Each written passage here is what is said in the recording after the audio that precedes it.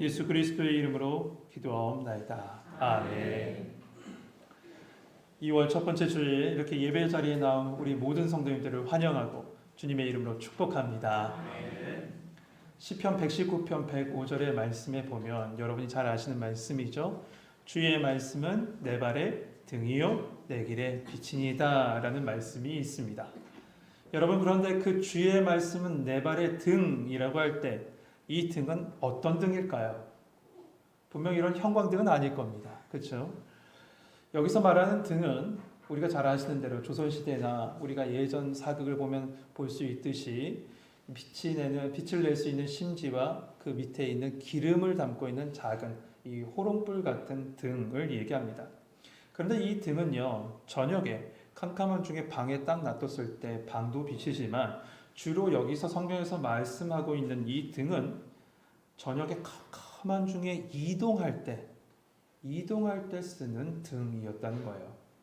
근데 이 등은요, 이 모든 공간을 환하게 비추는 등이 아니라 오늘 말씀처럼 내 발 앞에만 비춰지는 조그만 이 등불이었다는 것이죠. 그러니까 주의 말씀은 내 발의 등이요 라고 할 때 이 말씀은 내 발 앞에 말씀의 등불이 비춰지고 그 비춰진 그곳만 한 걸음 한 걸음 걸어가다 보면 결국 하나님이 원하시는 곳에 도착하게 된다는 겁니다. 그런데 여기서 유념할 것이 있습니다. 이 등자는 말이죠. 이 등은 매일매일 켜야 합니다. 그리고 매일매일 기름으로 채워야 합니다. 예전에 주신 말씀으로 오늘의 삶을 비춘다는 것이 아니라 매일 주시는 하나님의 말씀으로 살아가야 한다는 거예요. 그러니까 믿음의 기름을 매 순간 담고 말씀의 등불을 켜서 오늘을 비추며 살아가는 겁니다. 그러다 보면 결국 우리는 하나님께서 원하시는 그곳에 도착하게 될 겁니다.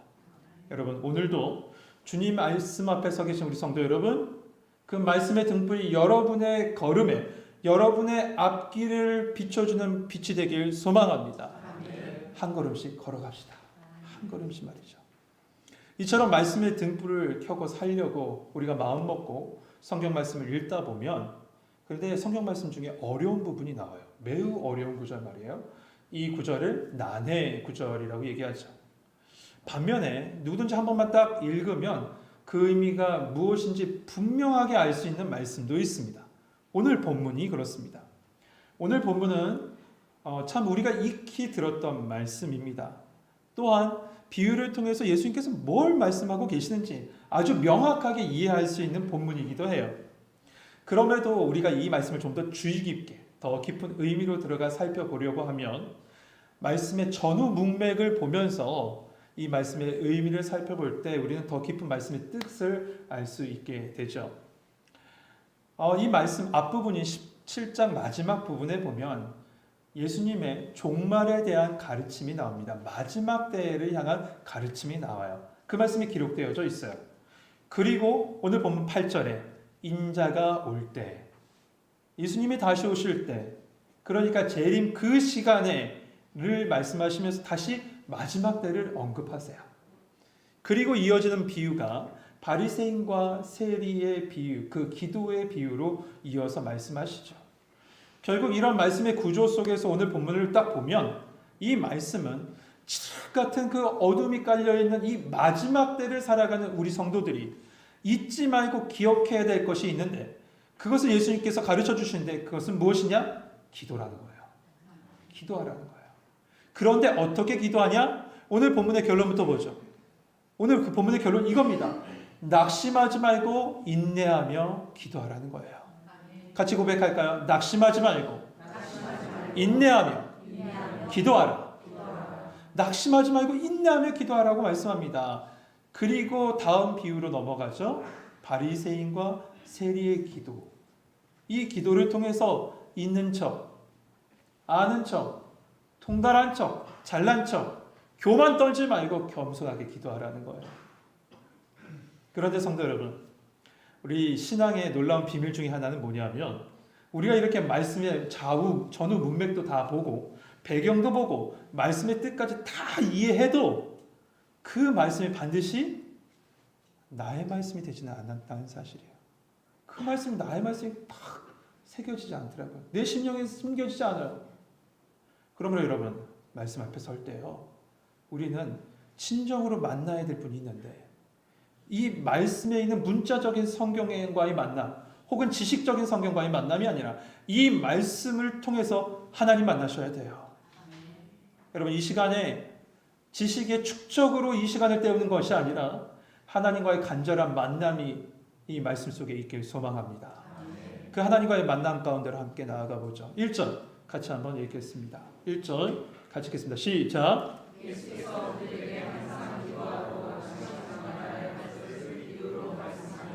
아멘. 여러분, 요리 좋아하십니까? 저는 거의 1년에 매일은 안 하고 1년에 단 한 번 정도 하는 것 같습니다.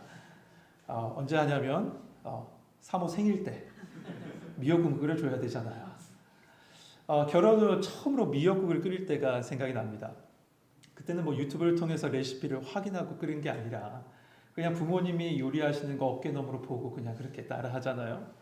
저도 이 미역을 하루 전에 물에 담가놔야 된다, 불려야 된다, 그 정도만 알고 요리를 시작했습니다. 물을 막 끓여요. 미역을 넣습니다. 간장을 넣었어요. 지금이야 얘기하는데 그때는 국간장, 이 진간장 구분 못했습니다. 그래서 제가 사실 뭘 넣었는지 모르겠어요. 어떤 한테나 간장을 넣었어요. 그리고 소금 간을 하고 국고리로 사온 이 고기를 넣었습니다. 지금은 아주 제대로 합니다. 육수를 막 내서 고기도 막 이렇게 참기름으로 볶고 이렇게 막 해서 해요.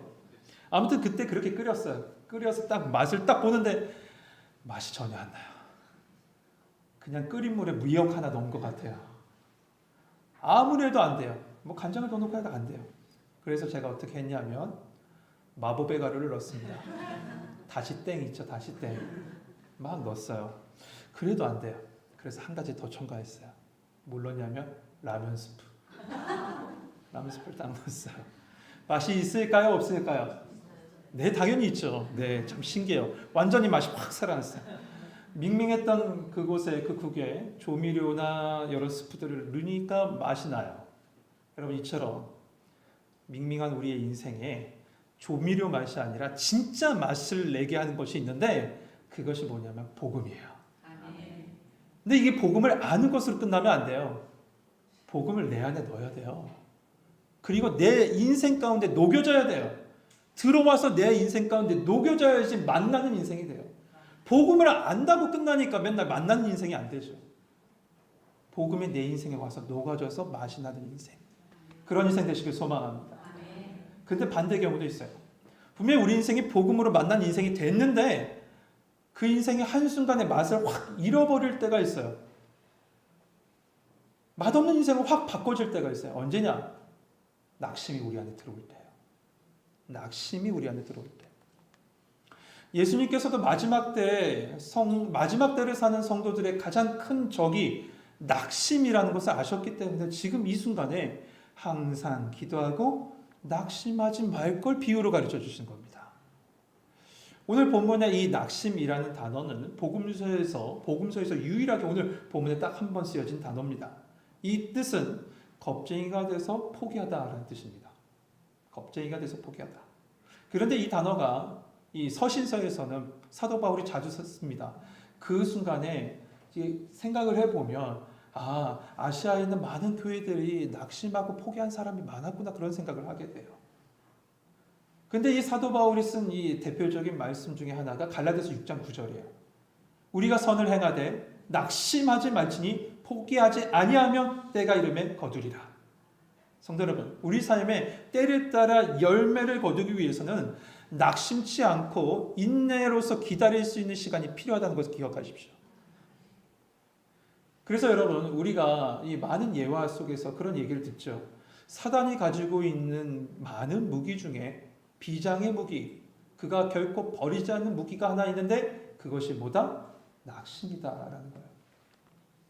여러분, 우리 교회는 낙심을 물들게 하는 그런 좌절의 공동체가 아니라 믿음과 인내를 물들게 하는 희망과 믿음의 공동체가 되길 소망합니다.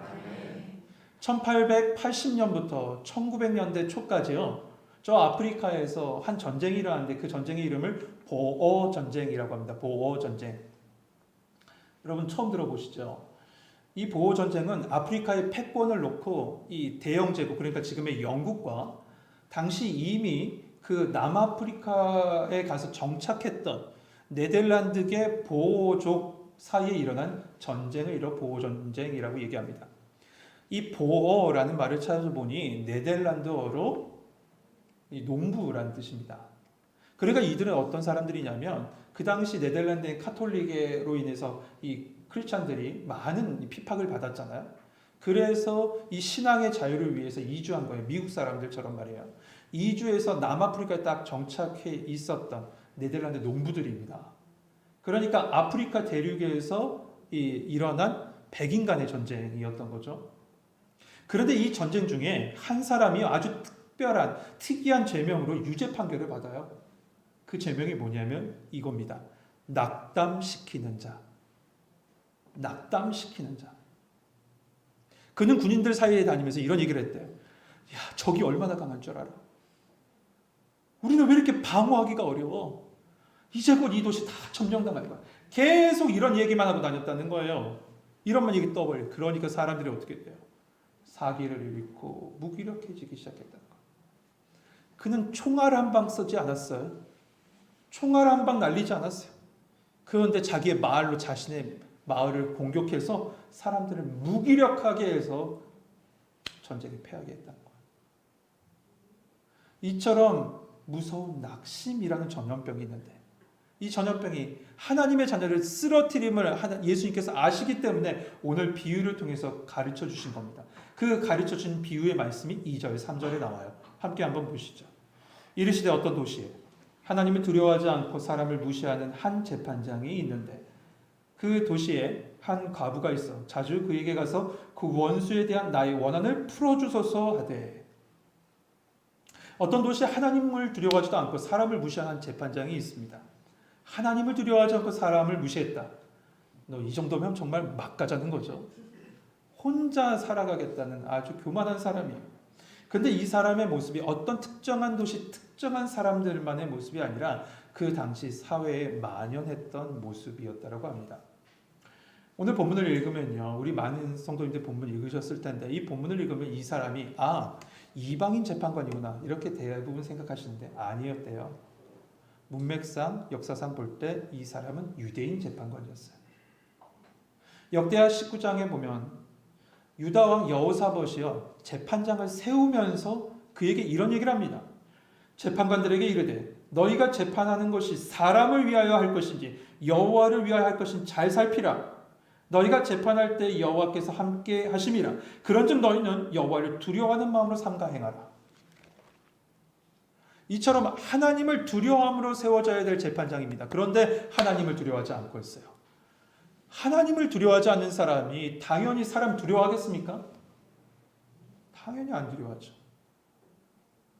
사람들의 억울함은 안중에도 없어요. 오로지 생각하는 자기의 이득만 생각하는 재판관들이었어요. 버클레이 주석에 의하면요. 당시에 이런 재판관들을 향해서 강도 재판관이라고 이렇게 얘기했대요. 그래서 6절에 예수님도 비슷한 얘기를 하시죠. 불의한 재판관. 그런데 3절에 새로운 인물이 등장합니다. 이런 무정한 재판관에게 호소할 수밖에 없는 무기력한 과부가 등장해요. 그녀는 그 재판관에게 가서 자주 그에게 가서 내 원수에 대한 나의 원한을 풀어주소서라고 이야기했답니다. 당시 여성은 약자였어요. 그런데 거기에 과부는 약자 중에 약자요. 가장 취약계층 중에 하나였습니다. 근데 그녀가 재판관에게 가서 하나님의 말씀을 좀 생각해 보세요 라고 할 수 없습니다. 왜냐하면 재판관은 하나님을 두려워하지 않았기 때문에. 그리고 그녀는 내 상황 좀 봐주세요 라고 감정에 호소할 수도 없어요. 왜냐하면 그는 사람을 무시한 사람입니다. 이처럼 바늘구멍 하나라도 들어가지 못할 것 같은 그 재판관에게 호소할 방법은 단 한 가지밖에 없었습니다. 그건 끈질기게 자기의 원한을 풀어주세요 라고 소리칠 수밖에 없어요. 여러분 당시에 이런 이 역사적 상황을 보게 되면 법정에서의 다툼은 오롯이 남성의 몫이었대요. 그런데 여성이 직접 재판관에게 가서 계속 호소하고 있다는 건 그녀의 법적 대리인 역할을 할 수 있는 남성이 없었다는 것, 존재하지 않았다는 거죠. 먼 친척도 가족도 남성이 아들조차도 없었다는 거예요. 그래서 부득불 홀로 재판장 앞에 나간 겁니다. 그렇다면 여러분, 여기서 예수님께서 오늘 빈비유를 통해서 우리에게 말씀하시고자 하는 이 과부가 상징하는 바는 누구일까요? 무엇을 상징하는 걸까요? 이 과부가 상징하는 건 남편 없이 살아가는 이 과부는 신랑 되신 예수 그리스도께서 다시 올 때까지 이 땅에 남겨진 교회와 성도를 이야기합니다. 여러분, 이 시대 참 악하고 억울한 일이 많죠. 어둠에 가득 차 있습니다. 이러한 시대 살 때 성도로서 정말 무기력함과 낙심의 순간을 경험할 때 얼마나 많이 있습니까? 이 과부처럼 말이에요. 그런데 그녀는 이 무기력감과 낙심의 늪에 빠지지 않고 재판장에 가서 끈질기게 호소합니다.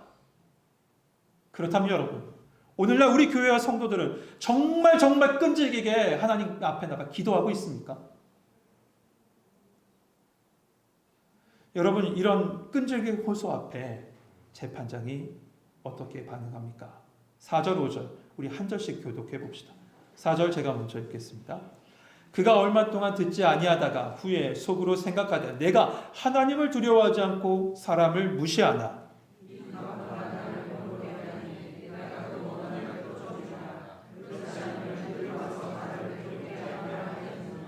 아멘. 이 재판장은 처음에 과부가 와서 이 법적인 선처를 호소했을 때 그 여인의 말을 귓등으로도 듣지 않고 마치 벌레 보듯 했을 겁니다.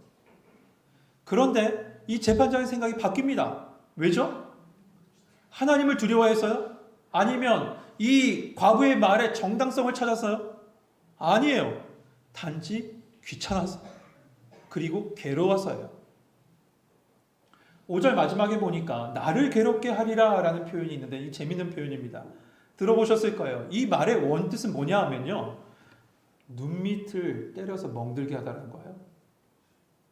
괴롭게 한다는 거.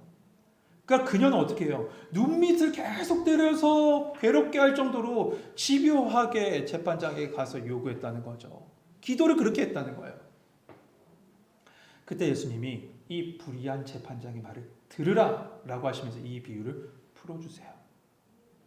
그 말씀, 이 말씀의 전체 핵심이라고 하신 말씀이 7절인데 한번 같이 한번 읽어보죠. 같이 읽겠습니다. 시작.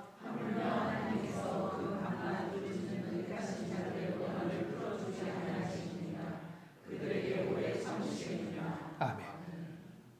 말씀 속에 하물며라고 시작하는데 이 하물며라는 단어는 이 불의한 재판장과 하나님을 비교하는 단어입니다. 그렇다면 하나님은 어떤 분이시냐?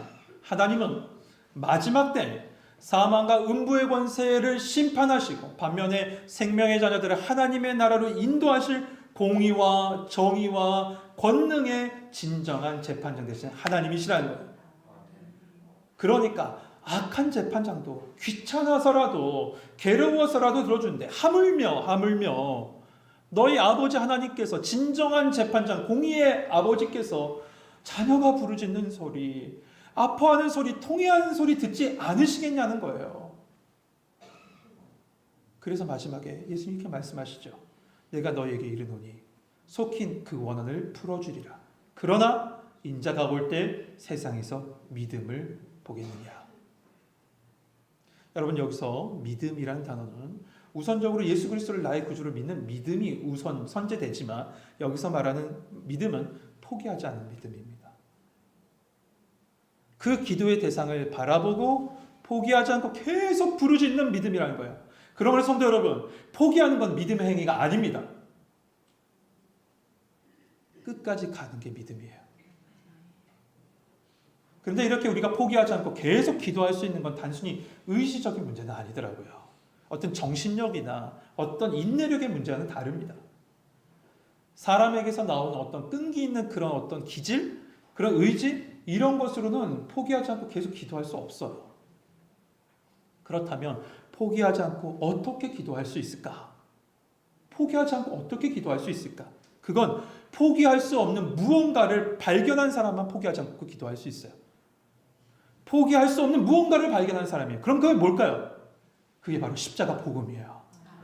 여러분, 십자가 복음은 하나님이 나를 포기하지 않으셨다는 증거입니다.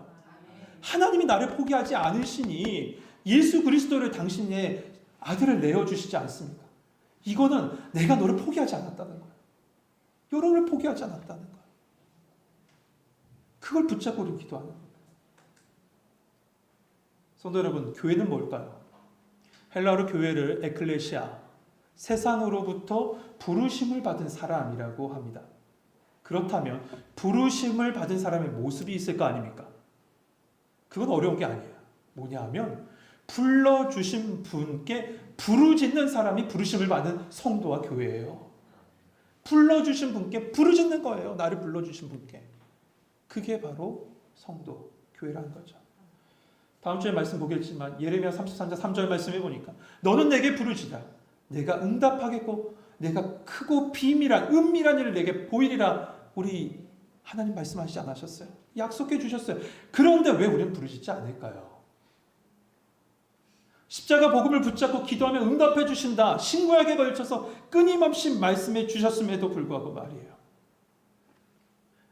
여러분, 성경을 읽는 건 믿음 없이도 읽을 수 있습니다. 문학적으로 성경을 읽어내고 역사학적으로 읽어내고 취미로 읽어내고 소설을 읽어낼 수 있습니다.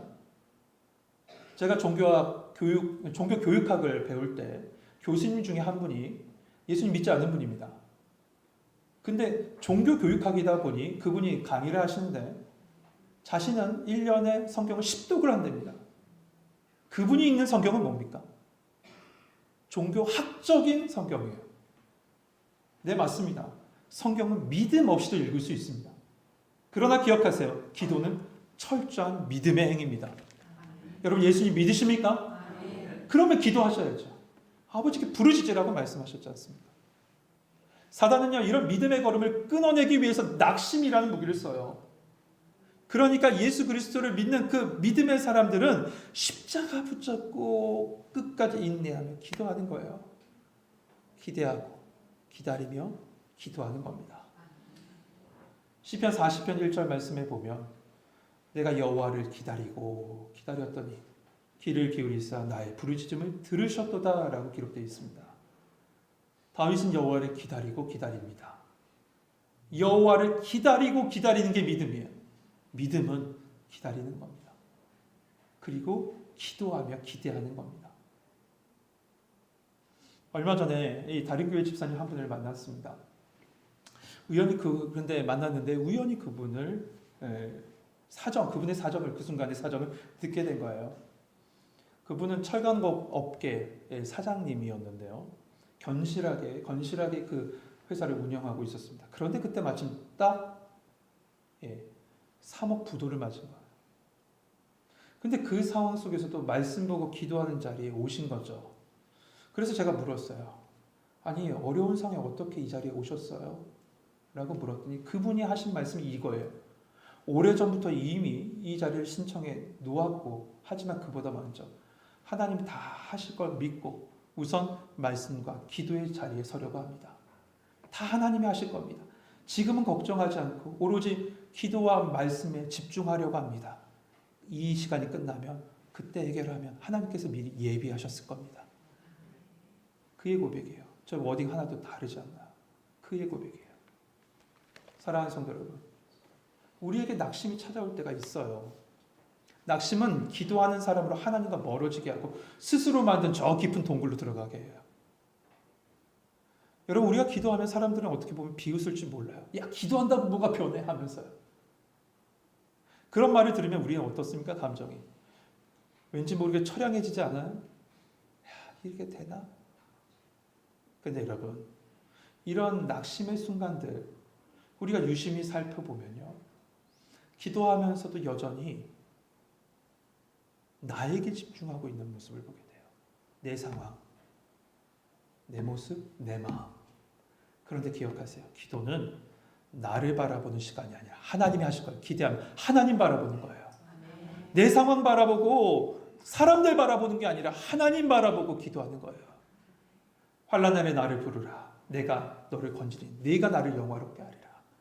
여러분 하나님의 말씀으로 낙심의 구름을 다 걷어내시고 오로지 기도로 주님 바라보시면서 인내로서 가장 선한 것으로 응답하실 그 하나님을 기다리며 기대할 수 있는 우리 성도님 되시길 주님의 이름으로 축복